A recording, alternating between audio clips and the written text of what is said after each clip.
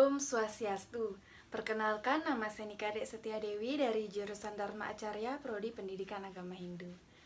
Di sini saya akan menjelaskan tentang Sadripu. Tugas video ini saya buat untuk memenuhi ujian akhir semester mata kuliah Strategi dan Media Pembelajaran. Pasti kalian sering mendengar kata Sadripu, karena materi Sadripu adalah materi yang diajarkan sejak SMP. Tetapi apakah kalian tahu apa itu Sadripu?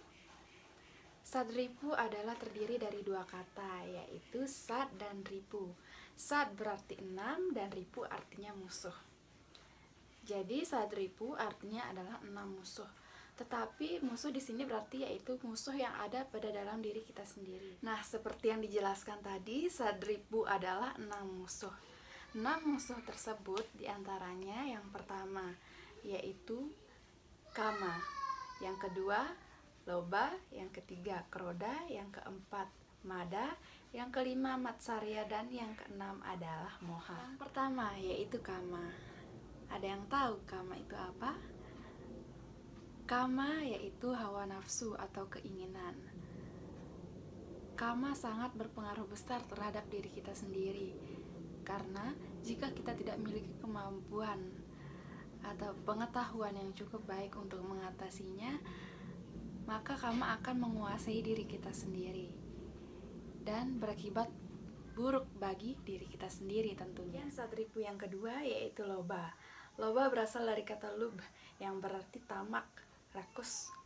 Rakus adalah sifat yang selalu ingin dipuaskan, yang selalu ingin mementingkan diri sendirinya dan tidak mementingkan orang lain.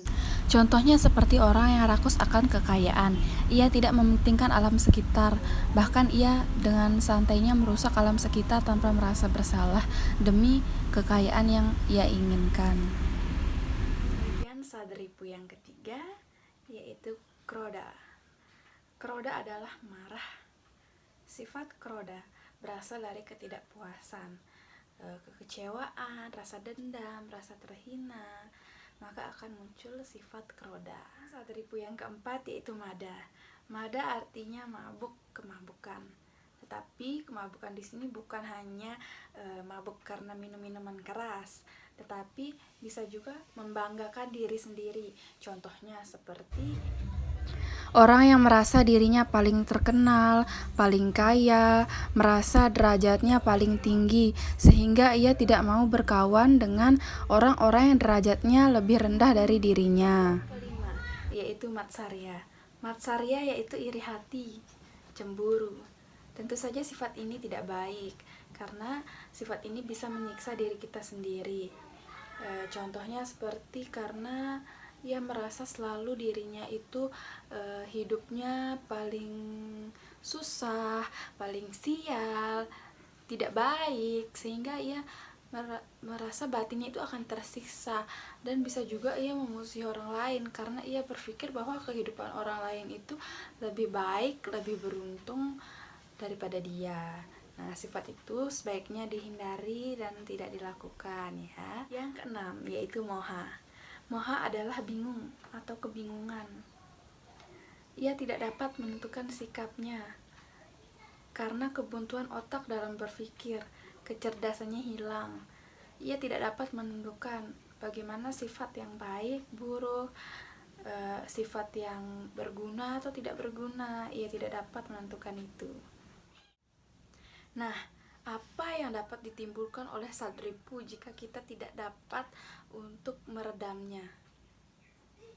Tentu saja ini akan berakibat buruk untuk diri kita sendiri. Itu sangat tidak baik ya. Kita akan menjadi orang yang penuh dengan kebencian, hatinya tersakiti. Tentu saja akan menimbulkan hal-hal yang buruk yang merasuki diri kita sendiri dan tentu saja tidak baik untuk orang lain. Nah, makanya kita harus mampu mengendalikannya dengan ilmu pengetahuan. Jadi kita akan menjadi orang yang lebih baik lagi ke depannya, lebih berguna lagi, dan bisa menjadi contoh tentunya untuk orang-orang banyak. Mengapa Sadripu itu ada? Sadripu terbawa bersamaan dengan karma wasana sejak kelahiran kita.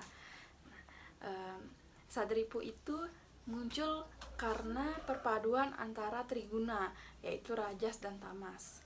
Jika kita tidak dapat mengimbanginya dengan dharma dan satwa, maka hasilnya akan buruk bagi diri kita sendiri. Dan sebaliknya, jika kita dapat mengimbanginya dengan dharma dan satwa, maka hal baik pun akan dapat kita rasakan di diri kita sendiri. Sekian video yang dapat saya sampaikan tentang materi Sadripu kali ini. Apabila ada kesalahan, mohon dimaafkan. Terima kasih. Om Santi Santi Santi Om.